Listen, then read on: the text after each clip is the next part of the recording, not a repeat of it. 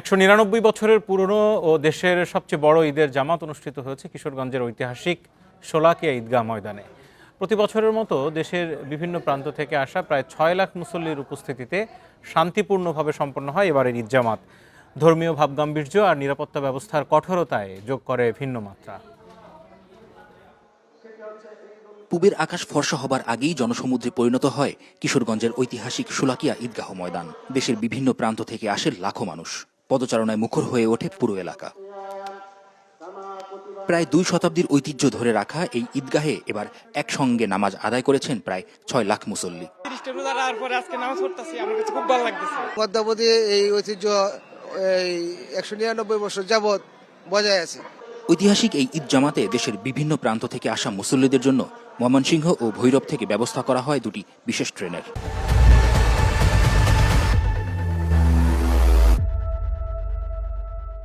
আমি ব্রাহ্মণবাড়িয়া ডিস্ট্রিক্ট থেকে আসছি, রামরেল গ্রাম।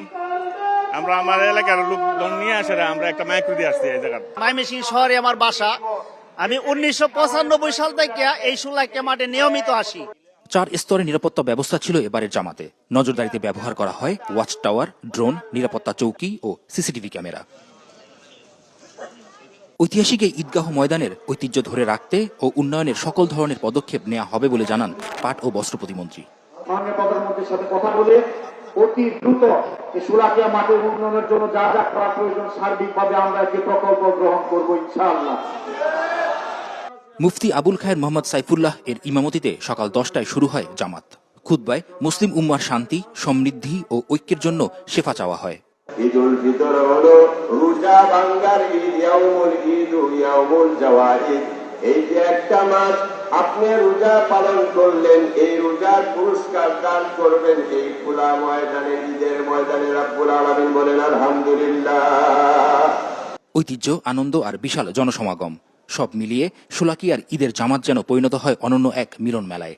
ঈদুল ফিতর মুসলিম উম্মার আত্মশুদ্ধি ও সংযমের সবথেকে বড় পুরস্কারের দিন, আর এই পুরস্কার গ্রহণের সবথেকে বড় মাধ্যম ঈদের নামাজ। ঐতিহাসিক শোলাকিয়া ঈদগাহ ময়দানের এই জামাতই তার প্রতিচ্ছবি। এটি কেবল একটি ধর্মীয় অনুষ্ঠান নয়, মুসলমানদের ঐক্য ও ভ্রাতৃত্বের এক অটুট বন্ধন।